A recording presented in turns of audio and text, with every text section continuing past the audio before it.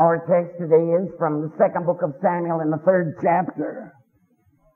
And Abner called out to Joab, "Shall the sword devour forever? Don't you know this will end in bitterness?" And Joab answered, "As surely as God lives, if you had not spoken, these men would pursue their brothers till morning."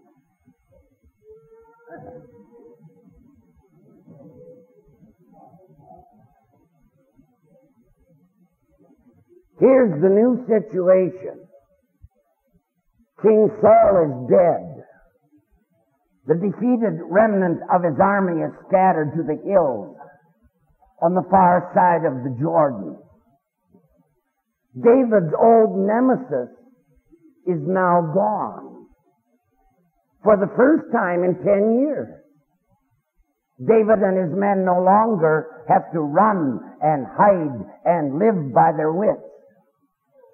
After a decade of being hunted down in the wilderness, living on the razor's edge of danger among the Philistines, David and his men are now free to go back home.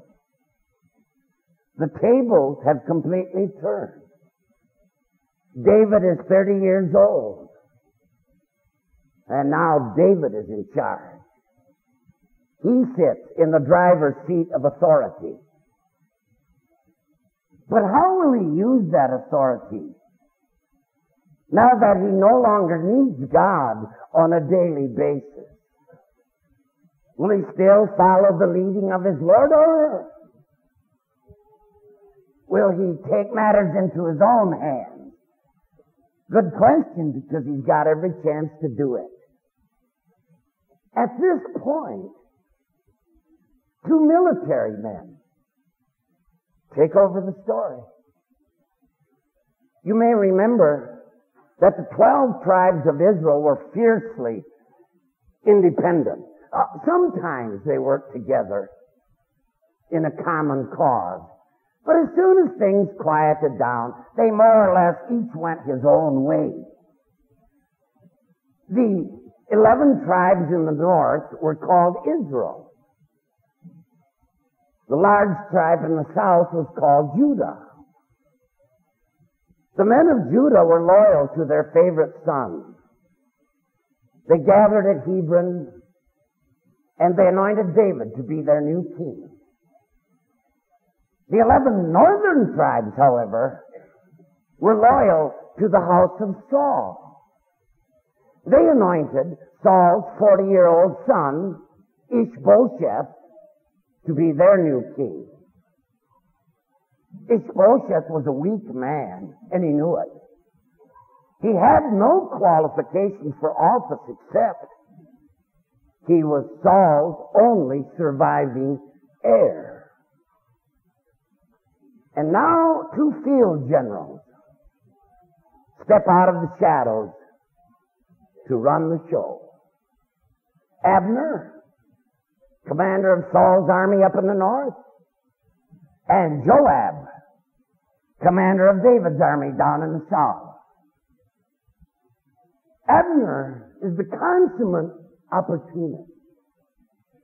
Abner has military backing. Abner sees to it Ishbosheth is the new king. And Abner manipulates that weak man like a puppet on a string.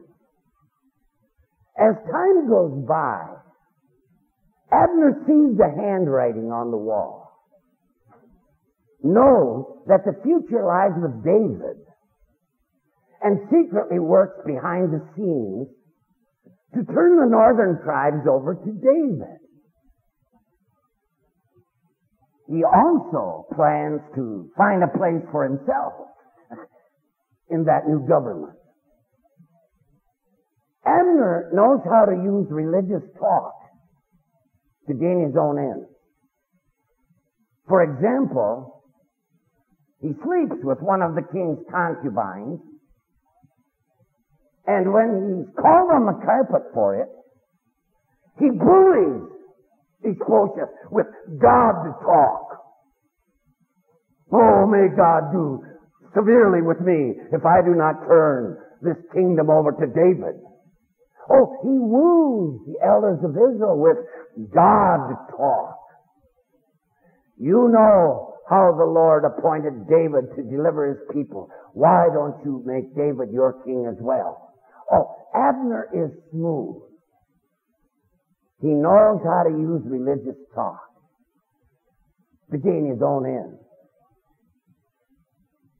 Joab, on the other hand, is the typical military, strong man. Joab shoots first and asks questions later. Joab and his two brothers are the best soldiers in David's army, and they know it. They are also cousins of David. Joab knows that David's supposed to be the new king. End of sentence. Period. No more discussion. Joab is going to kill anybody or anything that gets in the way of that idea. Joab uses God's plan for David to flex his own muscles and throw his own weight around. The American patriot, Stephen Decatur, once proposed a famous toast. He said, "To my country, may she ever be right, but to my country, right or wrong." Oh, Joab agreed to that. Right, wrong. What difference does it make? The first meeting between these two field generals sets the stage for a whole lot of history. Abner brings the ragtag army of Saul down from the north to push David and his men back into the wilderness on the south. Joab moves his legion to counter-check them at a pool of water in the valley of Gibeon. Abner and his men on one side, Joab and his men on the other. Abner proposes a sporting event, a contest. 12 men from each side. I don't know exactly what he had in mind, if it was a kickboxing contest or all-star tag team wrestling or what. But the game got out of hand. The players went berserk. Every one of them stabbed a dagger into another, and all 24 of them were killed. The spectators stormed down out of the stand and joined in deadly hand-to-hand combat. Well, the forces of Abner were no match for those fighting men of Joab who were seasoned and trained long years in wilderness combat. So the score at the end of the day is Abner loses 360 men. Joab loses 19. But during that skirmish, another little incident occurred, which will have far-reaching consequences. Joab's younger brother is the fastest soldier in the army. Fleet as a deer, the Bible calls him. And flushed with success, the young guy goes after old Abner and pursues the general. Twice Abner halts in his tracks and turns around and warns him, "Sonny, stop chasing me. Pick on somebody else. You're going to start something here that you can't finish. It doesn't involve you, Asahel. It's between your brother and me." But Asahel isn't listening. He should have. And in one of the oldest ploys, I suppose they teach this in boot camp, Abner doesn't even turn around. He just thrusts back with the handle of the spear. Maybe he meant to knock the wind out of young Asahel, or maybe the young man's own sudden burst of speed did him in, but The shaft handle entered his underbelly and came out through his back. And that's where they found Asahel, weltering in a pool of his own blood. Now, it was self-defense, and it was in time of war. But Joab won't forget what happened to his brother. Later on, in a friendly gesture of making peace, Joab will murder Abner in cold blood. Now, step back for a minute and try to remember the plot of this story. God is building a new people. The old reign of King Saul is fading away. And the new kingdom of David is emerging. David is God's choice, a man after my own heart. He is to be king, but the shepherd king, to lead and love and protect and guide his people in the paths of righteousness as a shepherd does his flock. And now that great theme of the story is lost in all of the dust that Abner and Joab are kicking up. Joab and Abner. They don't give a rip about God. All they care about is advancing their own agenda. Truth, honor, that doesn't mean anything. Abner uses Ishbosheth's weakness. Joab uses his kinship to David, both to advance their own cause. Abner and Joab, making so much noise, starting so many fires, hatching so many plots, hogging the whole stage, that the story of David is pushed right off the page, or at least into the footnote. And at this point, after you've read pages of this stuff, you wonder, why is this in the Bible? Who wants to read about jerks like Abner and Joab?